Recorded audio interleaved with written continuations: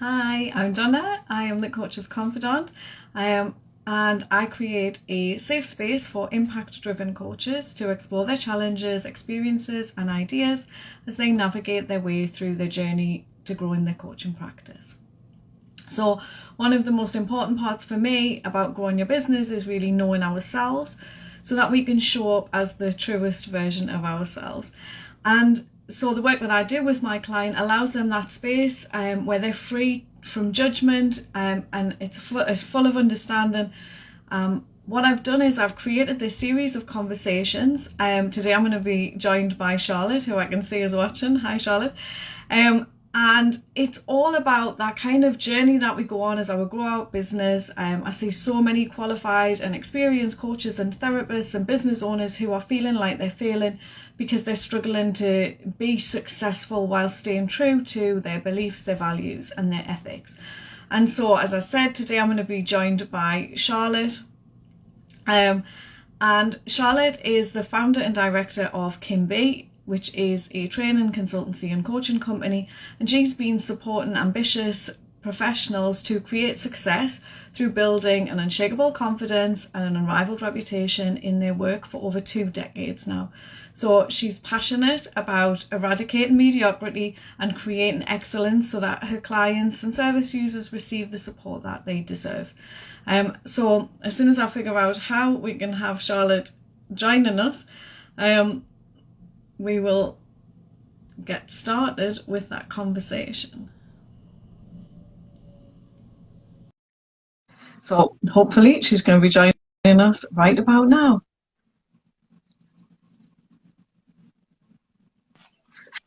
Hello. I was looking thinking, this is not going to happen. I don't know how to find it. Well, you know me in technology as well. Oh, so how are you doing? I'm okay. Knee deep in bathroom paint at the moment. So nipped out with a bit of paint on my hands, but I'm doing good. How about you? I'm really good, yeah. And so, Charlotte, I love it. Like, I've given a little bit of an introduction, but that doesn't say anything really about all of the talents that you have. I think that's kind of said, like, the incredibly talented, because you have more than one string to your bow. There's so many different aspects of what you do, your background, your future. So I'd love you just to tell us a little bit more in your words about who you are and what you do.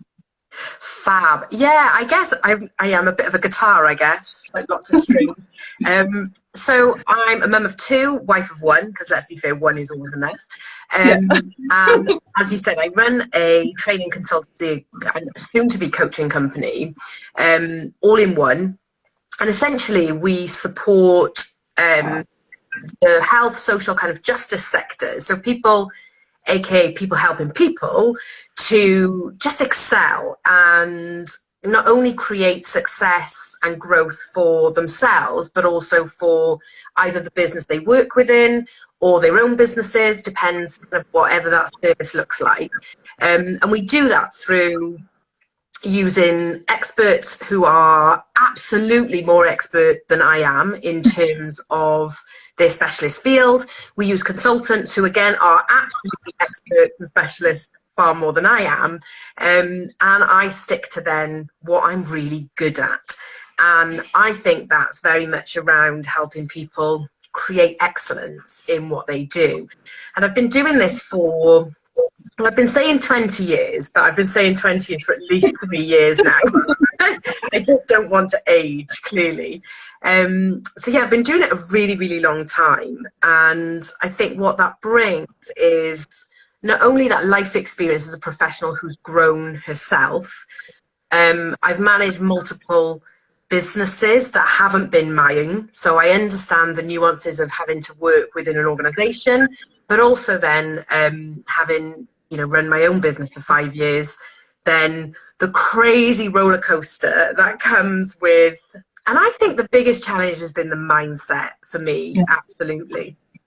So there's tons. I could talk for hours, clearly. And we often do. Often do. We're not gonna lie. I kind of nearly said, like, just set the afternoon aside now because you might need it. So, like you said there, that kind of whole thing around the mindset. What is it that you feel has been kind of the biggest struggle within that around your mindset? Has it been a continuous journey, or, you know, have you kind of found yourself stuck in particular areas with that? I think it's really interesting for me because I smashed my career from, you know, I was managing pubs and clubs by the time I was 19 years old. So I was a licensee. I was one of the youngest licensees in the organisation or the business I worked for.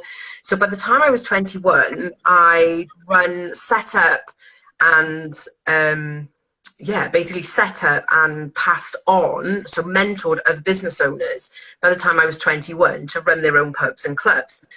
So from a young age, I've always had that inbuilt success, and I can't say I smashed my GCSEs and obviously topically A levels at the moment, because I didn't. And in hindsight, I now realise that part of the reason my career path went in the way that it did was because I didn't really believe in myself. But I didn't really know that until where we are now, you know, 20 plus years on. 30. So I think for me, there's always been that underlying aspect of it. However, I've always thrived. What that did, because I had that lack of self-confidence, I always had self-belief. Never, ever, ever doubted self-belief. And I've never doubted that I can't do whatever I put my mind to. So what that means is I often feel frustrated that I can't do it quick enough. Yeah. But what that also meant was I struggled with that self-worth aspect, I think. So I always felt I had to prove myself. So from a career perspective, bloody brilliant, awesome, overachiever, 100%. I've won awards, I've had pay rises that consisted of like 10, 12, 14,000 pounds, you know, from one career step to the other. So from that perspective, I thought when I set my business up, I would breeze it. I'd been running a £5.5 million project that had tons and tons of compliance and complexities. I was like, I've got a great network. I've got great skills. Of course, people are going to want to buy my business or my services.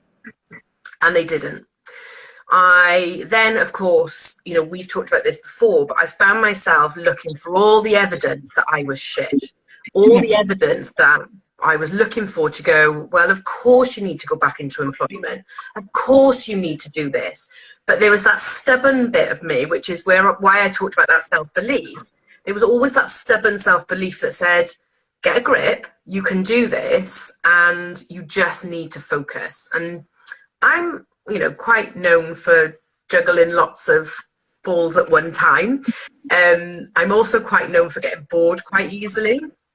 And I'm also quite known for when the tough gets tough, I either dig in really well or I go, oh, I'm bored now and I'm going to leave. And of course, you can't do that with your own business. Yeah. But the mindset issue for me wasn't so much that I couldn't do it, because I knew I could run a really successful business because I'd done it before. What the challenge was going out, as you know, still is to a certain extent, going out as Charlotte Hopkins. And when I embraced that, when I took that step back and went, okay, well, Kinbee, which is the training company, is me.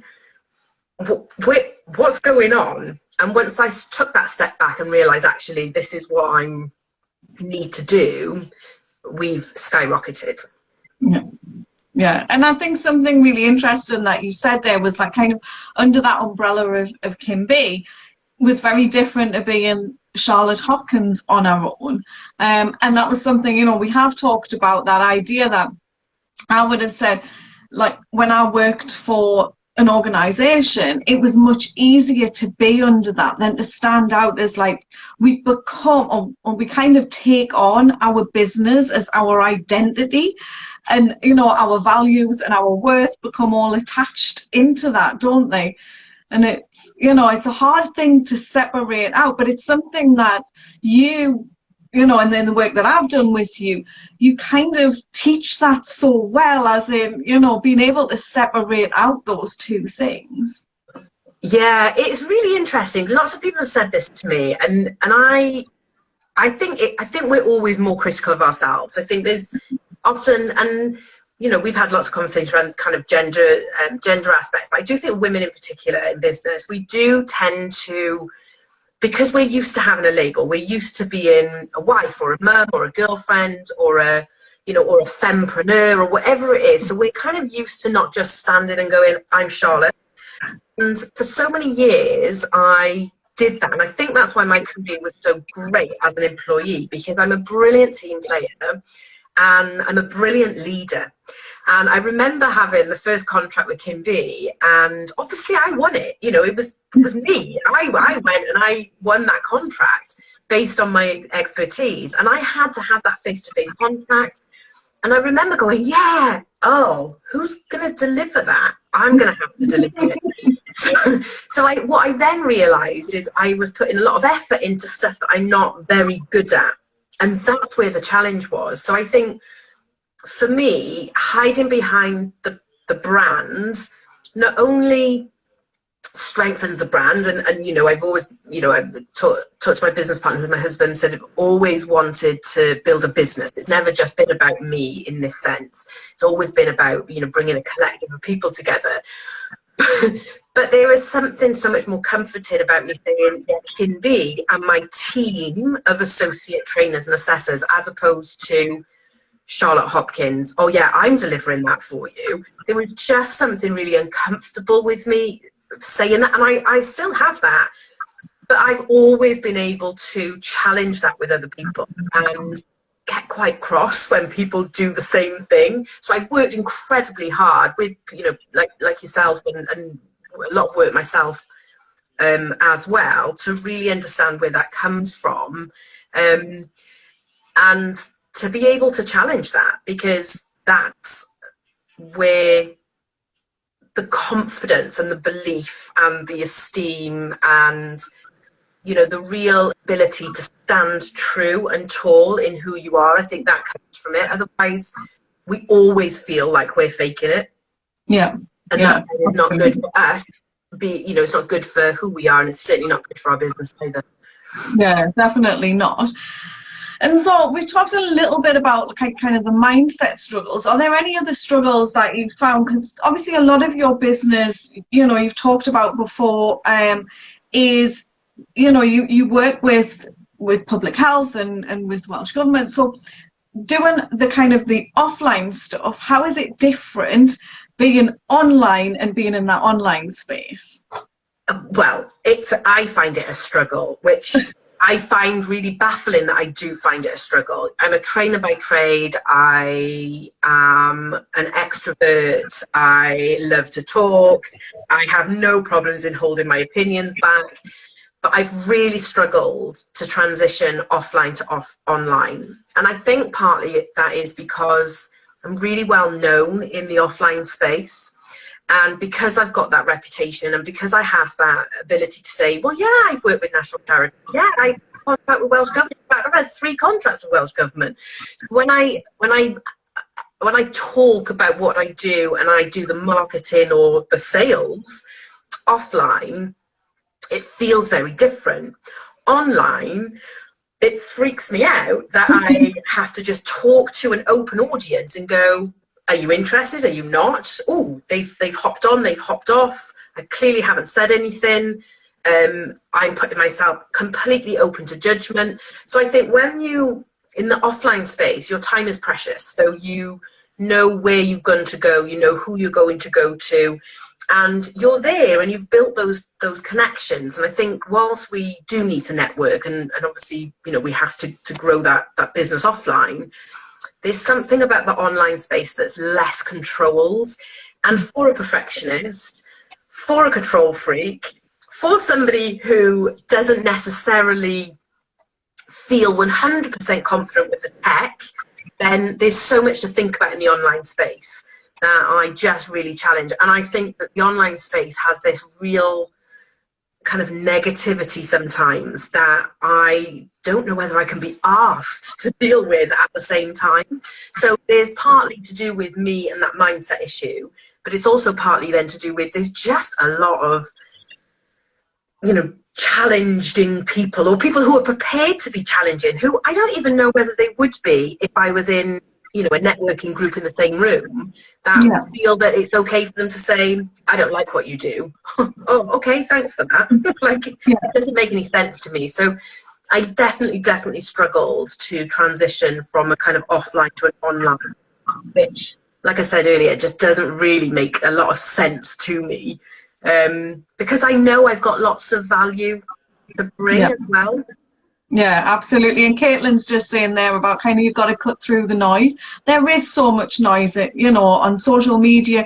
And I think there are lots of fears that we build up around just what you said there about people giving judgment on, what we do, which it doesn't happen necessarily in that kind of, like, I haven't gone in any networking meetings like in person and somebody's like you say, I don't really like what you do.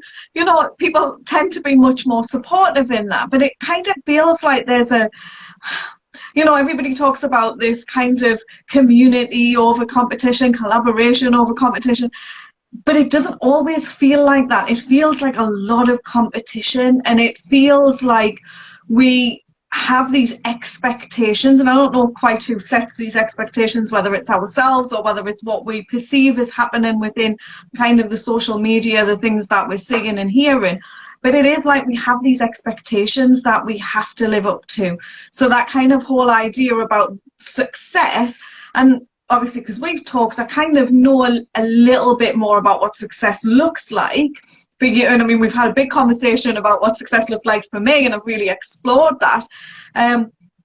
But I think people have these kind of measurements of success. I thought it was all about having a waiting list full of clients, their 6-7 figure business and things like that. So we sit there thinking, oh, I must be totally failing at this because I don't have all of those things. I'm not hitting 6-7 figures. Yeah, that's part of the reason why I've kind of, one of the services that we're just about to launch is around success and growth. And part of the reason is because, especially in the online space, there's a lot of success. Do not get me wrong. We do not do it for free. We do it because we want financial freedom, but we want some money. We don't want to be employed. But not everybody wants those 5, 10, 20, 6-figure months. Some people just want to be making a ripple effect. I want to be creating a ripple effect. I make no bones the fact that if I work with leaders or ambitious professionals and help them, create that unshakable confidence and, really step into that reputation of what they do and what they love to do, then they will go on to create a ripple effect. So I'm not saying I'm going to impact 1 million people in 2 years or whatever it is. For me, my real drive and what works for success for me is to think that actually people who get the services of the people I work with will get best practice. People that get support from the coaches or the mentors or the social workers or the professionals that I work with not only get best practice, but they get people who are compassionate, people who will look after themselves, people who practice self-care, people who are fit for practice, people who are not suffering from burnout. So for me, when we look at success, there's definitely that work-life balance, there's definitely that financial, when you're in debt or when you don't have that money coming in, it is flipping really stressful. I know, I was in debt, 20 grand's worth of debt for the first 2 years of our business, and it was just growing and growing and growing. And it made me stressed. But that success was then all about making money, and that is not what floats my boat. And it's not really what motivates a lot of the people I work with. And the people that I attract are definitely those people who want to help people not only deal with trauma, for example, but deal with it in a sustainable way, so that it's not just a quick fix program, that this is something that's going to really change not only their lives, but their families' lives and their future families' lives. So for me, what I like to do with people I work with is really work on what does success look like for you, because I do believe the online space is just full of let's make 10k months. And it was 5k months 2 years ago. Now it's 10k months. Bloody hell, are we going to be on 20k months as the minimum? And I think because I know we both come from a background of working in employment, it all feels really farcical and it feels unethical, because it's something that we don't necessarily are not used to, because we're from our background of third sector. Everything is kind of free of point of contact for the people we work with, but I don't aspire to charge hundreds of thousands of pounds, and I don't aspire to be that, and I don't think lots of people that we have in our our community also aspire to that. Yeah, absolutely. And I think, like, what you said there about working in third sector, like, I can remember when we first started charging for counselling, because although we never got any funding for it, we used to fund it through other services. And it was free initially, but then it was getting more of a struggle. You've got volunteers, you've got overheads to pay. And so one of the things that we did was introduce a small charge, of £3. And it was kind of like, people going, oh my God, £3 for like an hour of when you think about it in those terms, people were really struggling to have that kind of money. And I think for me, one of the kind of the money mindset issues for me was moving away from that. There's an element of investing in ourselves, but equally, as you said, it's finding that balance. I'm that person who does want to create that ripple effect. I want to help more people, and like, it's now trying to sort of figure out how that looks for me in being able to offset. So there will be people who can afford to invest more in the services. I can offset that with helping out with other charitable work, or so it is about creating that impact and that change within the industry as well, that there's some kind of balance within that it's not all about the money aspect of it. And as you said, there's lots of people in our audiences that aren't even driven by that. Yes, as you say, it's that financial freedom, it's that following your purpose and your passion. It's not, and I think there's that balance between having that and having the kind of the financial freedom that putting your time and your energy in following your passion and purpose gives you. Yeah, and I think somebody, I can't see who it is, my screen is kind of shadowed, but somebody's put you can have both, and I do think you can have both, but I think there's always a tipping point, and I think there's always an imbalance somewhere, and you just have to decide what that looks like. And I mean, I work with people who, they are ambitious and want to make 20 grand months, and that's fine. But then I also know I work with people who, charging £60 for an hour and doing hourly sessions is what they want to do. That sits and aligns with them really well. And I think the online space, when there's that really common saying, isn't there? Jim Rohn, I think, said you're the sum of the 5 people that you surround yourself with. If you're in kind of engulfing yourself in the online space and you're networking with people who are making more and more money, then what you're going to find is you're surrounded by people who are talking about how much money they're making, not necessarily how much impact they're making. But you also then start to follow business coaches and sales coaches who also then say how to make 5k, 10k. So all of a sudden you're surrounded, the 5 people you've surrounded yourself with are people online who are saying you can do it, but you feel like a loser because you're not. And then your family who are saying, well, you're not doing it yet, are you? Why didn't you get a proper job? So you're double kind of compounded by people around you that are saying you're not successful enough.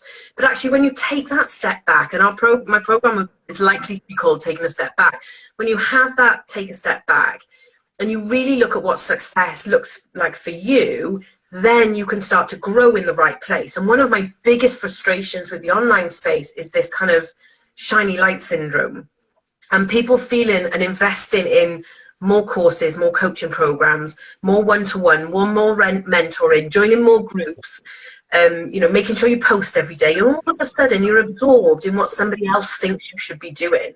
And, you do this so beautifully in your work to really help people go, yeah, but that strategy doesn't work for you. It's not worked for you. I tried that strategy for 2 years. It didn't work for me. When I took that step back and went, okay, right, I'm awesome at this. I've got a bloody brilliant reputation at that. I believe that I am capable of this. Where are the offers of work coming in? Why am I fighting it? So when I started to really look at that, my business times 20, financial times 20. And I realised that what I'd done is allowed myself to become absorbed in this online space where I felt that I should be doing this and I wasn't doing that, so therefore I wasn't going to succeed. And as soon as I went, yeah, you're right, I need to do it my way, absolutely changed my life. And that's 3 years on now. So, you know, it's been a massive impact. Yeah, I think as you said there, it is about finding your way, and it is the work that I do with the clients is to help people to understand what you do really, really well. It's the same kinds of things that you do, and that's why we've aligned so well in the work that we do together.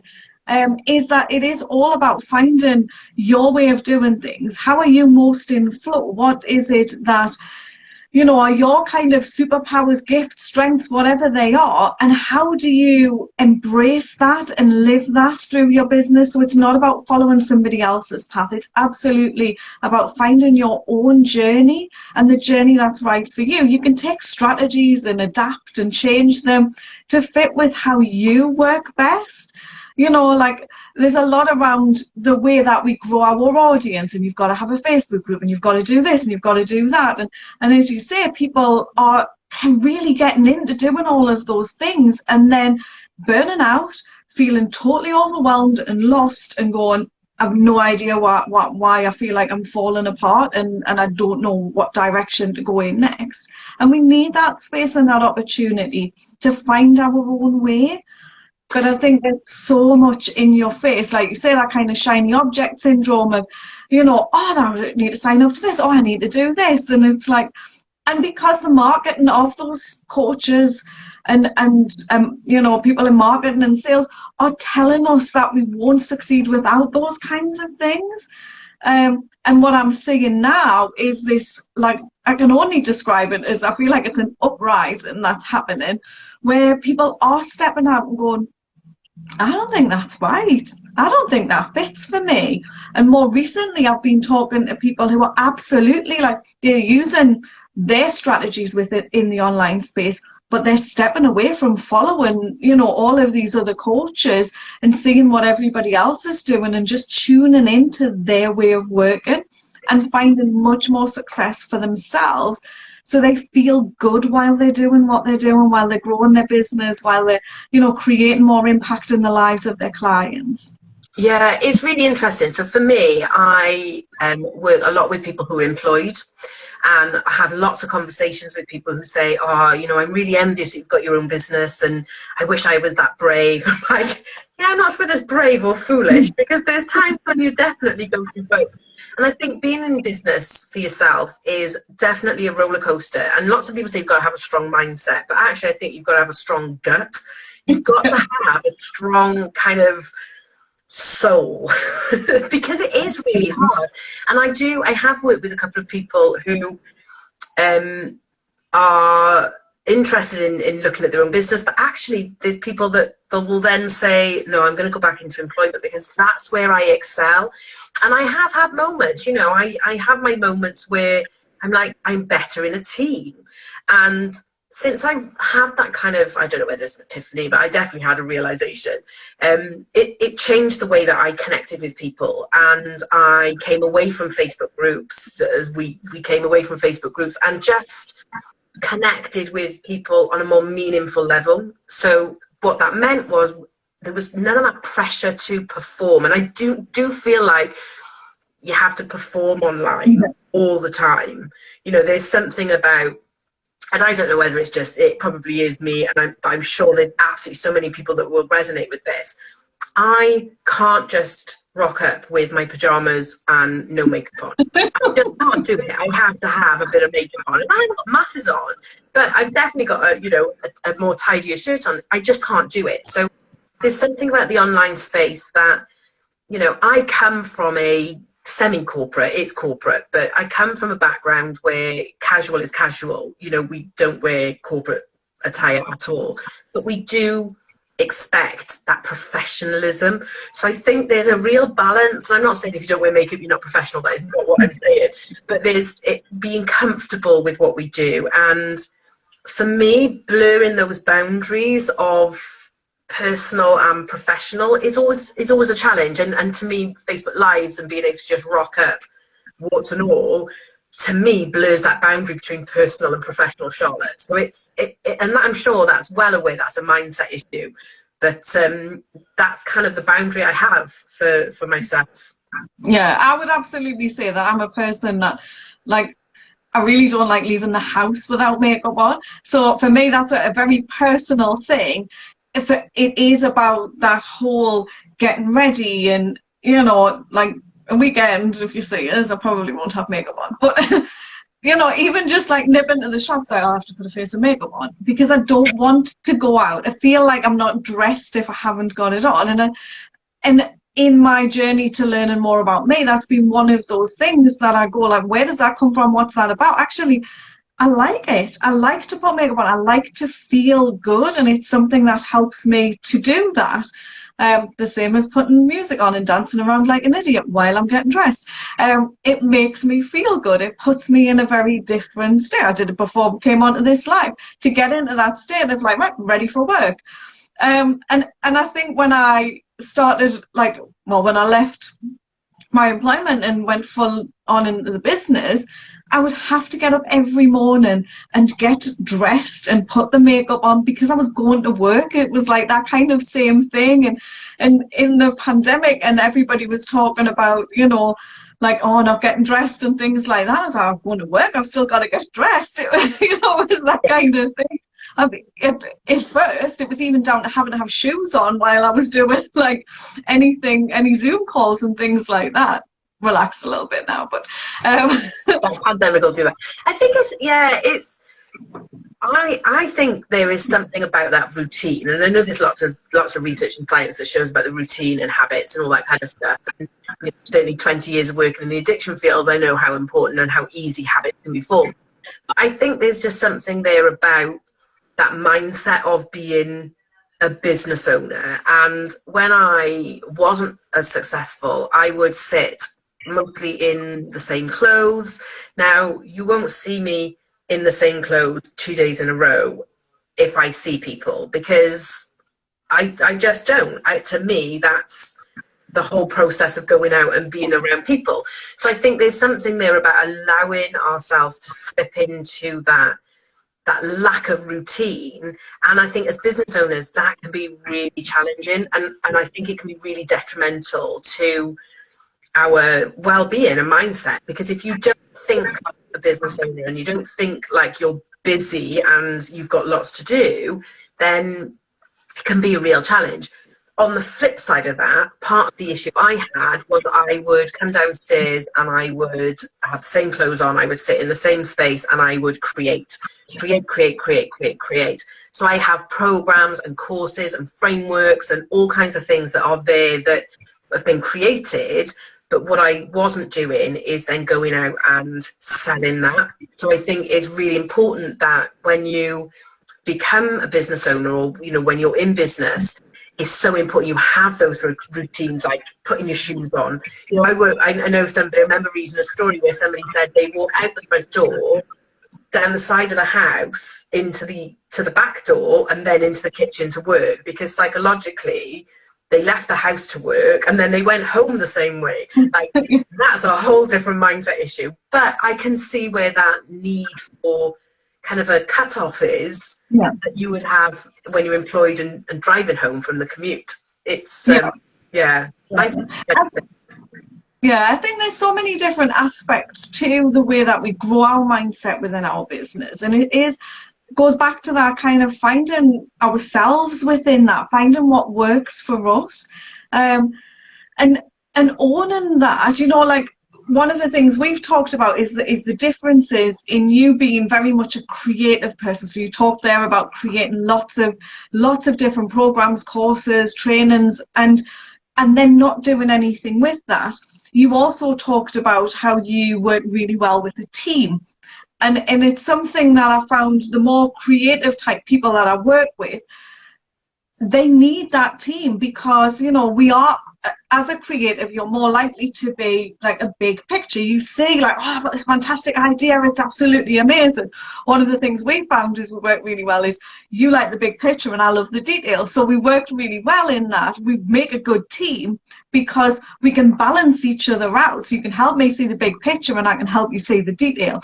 And I think that's one of the things that you've learned about yourself, and I've been learning about myself in that, you know, in that space of growing our business, that actually I spent a long time, I was so aware that I was looking at other people going, I should be more like that. I should be creating all of these ideas, and just sitting there going, but I'm not filled with ideas. Like, I love doing one thing, and I love doing that one thing really, really well. And that is holding space for people to explore whatever they need to explore so they can go off and do the big things and create that big life.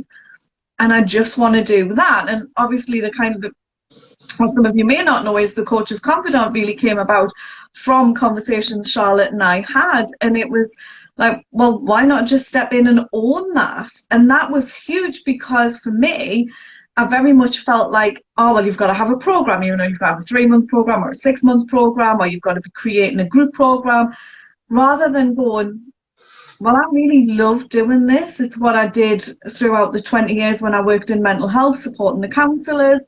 It's what I do now for the other coaches and business owners that I connect with in other groups. So why don't I do that as my business? Why don't I step in and own that? But it felt really scary in everything I was seeing in the online space was going, no, this is how you do it to achieve success. And then, so I think that kind of in the back of your mind, there's part of me, even just having this conversation, realizing that there's part of me going, well, I can't ever achieve success doing it my way. But what I'm learning now and seeing with more and more people that I'm speaking with who are in that same place of learning, where it's actually, I want to show people how you can create success doing it your way, because I absolutely believe that to be true.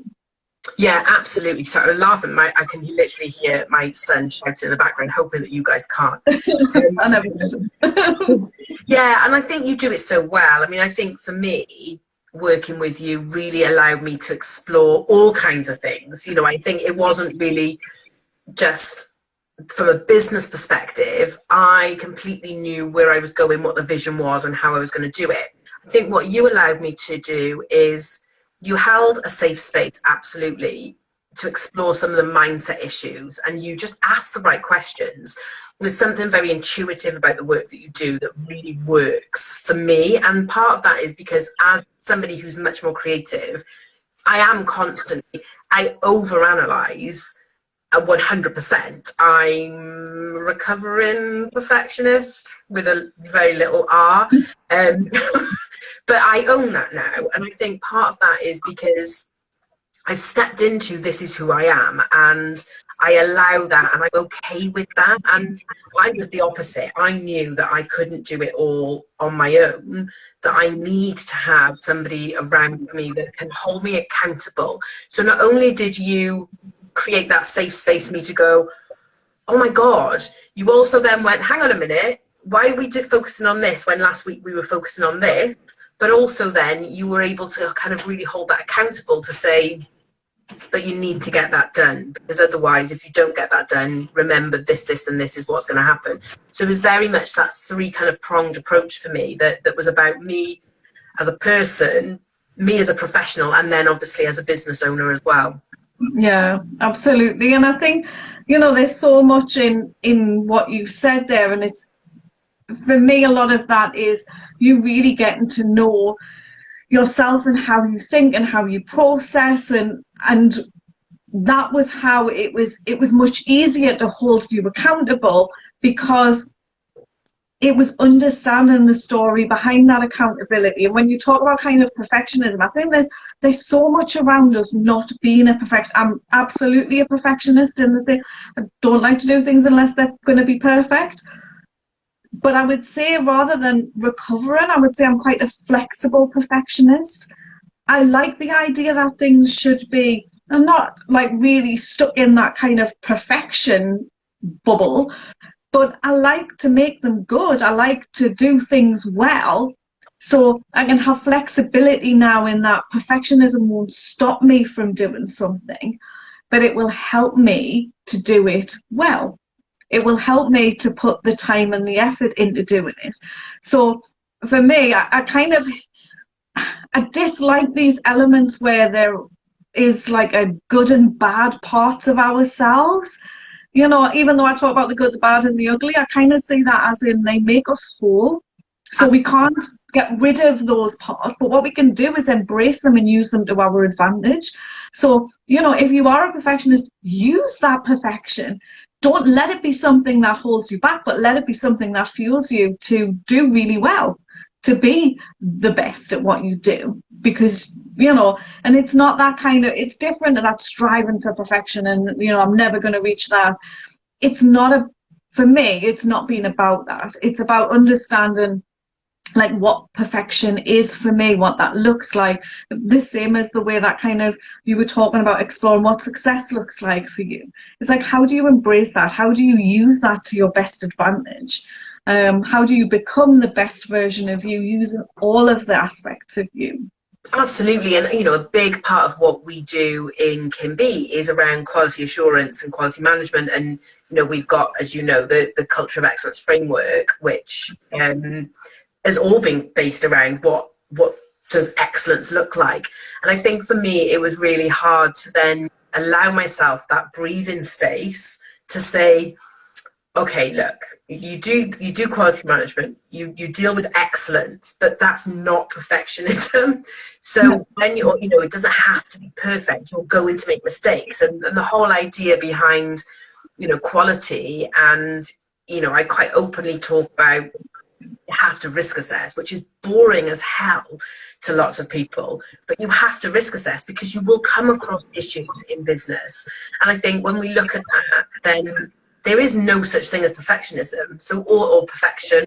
So what you need to do is just be able to mitigate those risks, and that's kind of where that whole idea of excellent comes from. But I almost felt to a certain point that I painted myself into a corner.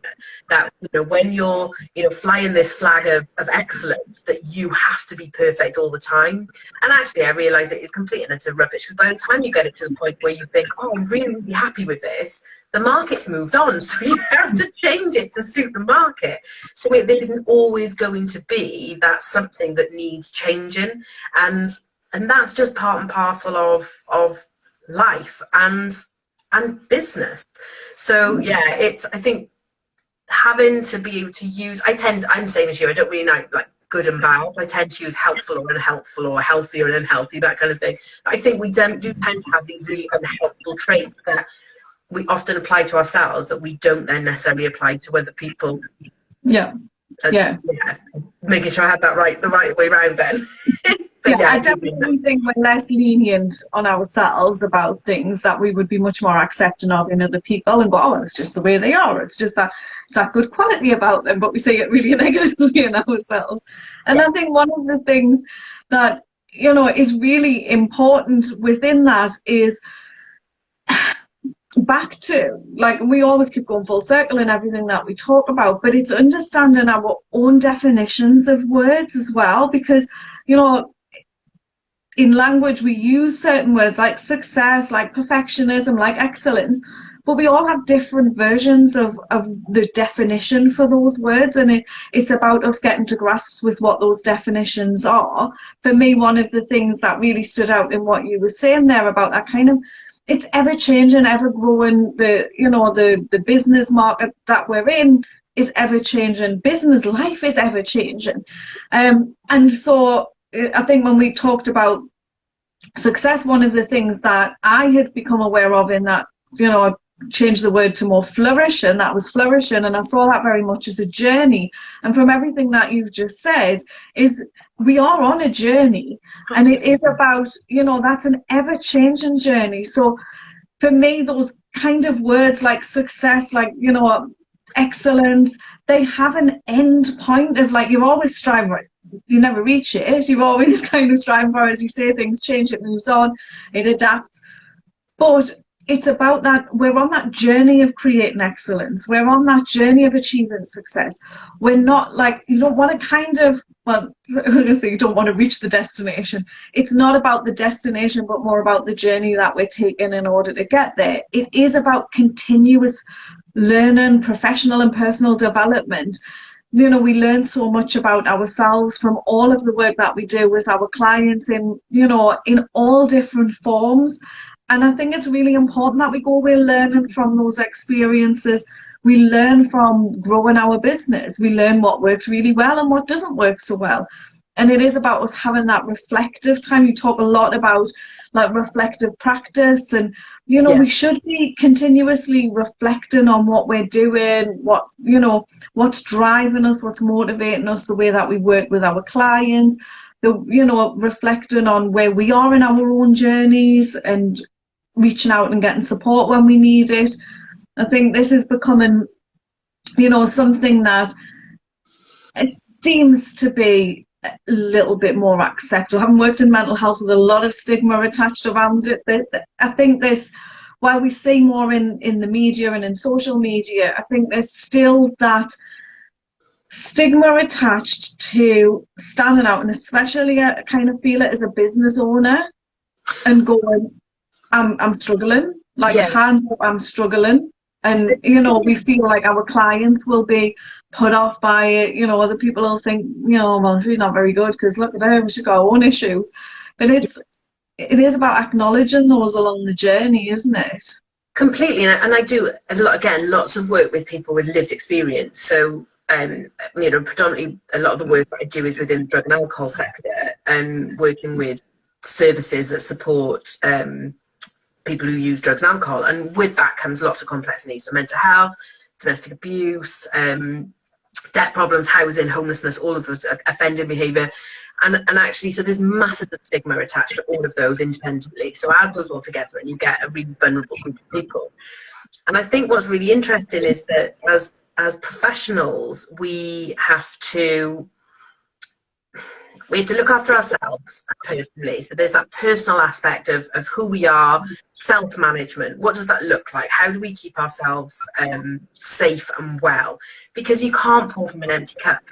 So when you look at that that approach, we have to be able to keep ourselves.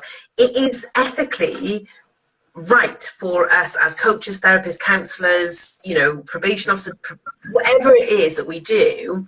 It isn't just like running you know, a shop where we can close the shop for a day and go, there we go, or we get somebody in who can then sell shoes, for example. It isn't as simple as that. Yes, you have to be tip-top in any business, but actually if your business relies on you having face-to-face, one-to-one contact with somebody who is vulnerable, and I do genuinely think that even as business coaches, you will be working with vulnerable people. You just don't know it because you haven't asked the right questions. But when we work directly with people, we have a duty of care to make sure that they're okay. If we're not okay, then we're not going to be delivering the service that person deserves, but also the service then that isn't risk-free. And we're playing kind of Russian roulette with somebody else's life. And the worst thing that any caring, people-led profession, you know, professional wants to do is cause more damage. But we also work with some really, you know, I know there's lots of people online who work with some, you know, people who are really quite traumatized. So vicarious trauma is something we have to legitimately be mindful of. So there's so much to, you know, running a business that when it is maybe just you or you and a kind of BA or, you know, somebody that supports the administration, there's so much more that we have to think about that really helps keep our self-care and our ability, that fitness for practice, to really make sure that we're delivering the best and delivering excellence to the people that we work with. And, you know, that should be first and forefront for any people-led professional. Is, you know, do no harm. Exactly. And so just to kind of round this up, for anybody out there kind of who's maybe listened and you know, had similar experiences to, you know, the things that we've been talking about trying to grow the business. Are there kind of pieces of advice, you know, whether it's one piece of advice or multiple pieces of advice that you would give people to kind of help them through those experiences and to kind of keep going? Because I think there's lots of points where we just go, I've had enough, like, I don't want to do this anymore. So helping those people to think, like, stay true to yourself and you know, help them find their way forward. Yeah, I always come back to my 5 dimensions, and they're the 5 dimensions within the Culture of Excellence framework. And the reason I come back to them is because fundamentally it was created for people working with people. So, you know, after 20 odd years of working within the sector, helping personal growth and professional mastery, I would definitely say these are 5 areas. Now, of course, there's lots of depth to them. First one is really passion, and people often go, oh yeah, I'm passionate about what I do. They're not passionate about what they do. They've done it because they're doing a job. When I talk about passion, it's making sure that you know exactly what you stand for. What are your values? What are your ethics? What's your philosophy? What is it that, you know, actually you want to do? In substance misuse, there is several different philosophies and models. I have to work within a harm reduction model because that's what aligns most with me. So that's kind of the first thing is making sure that the work that you choose to do aligns with who you are as a person, and that it fuels the fire in the belly. That's a whole different call, but that make sure that it, you know, it lights you up, because when you have shitty days, you have to go back to, and I'm not going to say that W word, but you do have to go back to the reasons why you want to do what you do. The second one then is power, and power is all about standing your own power. So that's about self-management, but that's about owning what you do as your reputation. Because when you start to do activities that don't make you feel confident and cause self-doubt, and you're not doing those activities that light you up, that's when you're going to start to get a wobble. So really know what your strengths are, really know what you've got a reputation, really know how you know, make sure those boundaries are in place. I'm a big believer in planning. So planning is our 3rd dimension, which is all about, you know, some of the boring stuff like making sure you've met your legal and regulatory responsibilities. It's law, you've got no choice. But also, you know, plan for what that resilience looks like. You know, when you've got a bigger vision in place, then that aligns with that passion and that power, then you're going to be driven. And the final 2 are not so exciting, but that's about the performance. And, you know, if you're doing something you love, then you're going to want to get up and do what you're doing. You're going to want to talk about it. You're going to want to share that with people. And lastly, productivity. And productivity is all about evidencing that you're doing a good job. Who doesn't want feedback to say you're awesome? You know, we all do. And if you get that feedback that says, actually, I didn't enjoy it, just embrace it and go, okay, what went wrong? What were you looking for? Because they'll either tell you that it was the wrong person, you shouldn't have been working with them, or you'll be able to go, yeah, that's going to make my program or my one-to-one or whatever it is delivered better. So embrace that feedback, because that's what's going to help you and your business grow as well. Yeah, fantastic pieces of advice, and all of those parts, you know, as you said, are in your framework. And I think, you know, if people are resonating with what you've been talking about, absolutely reach out to Charlotte. I'm sure, you know, that she will be there on hand to offer you any help or support that you need. And also, if it has been resonating with you, what we've talked about today, and you want a safe space to talk it through, as a Coaches Confidant, there's a link in my bio for a free 30-minute taster session, so reach out and have that. Alternatively, if you want to join me on having a live conversation about your journey to growing your business, then you'll find a link for that in my bio as well. Thank you so much for joining us, Charlotte. Thank you. And I hope to see you all again next week. Take care. Bye.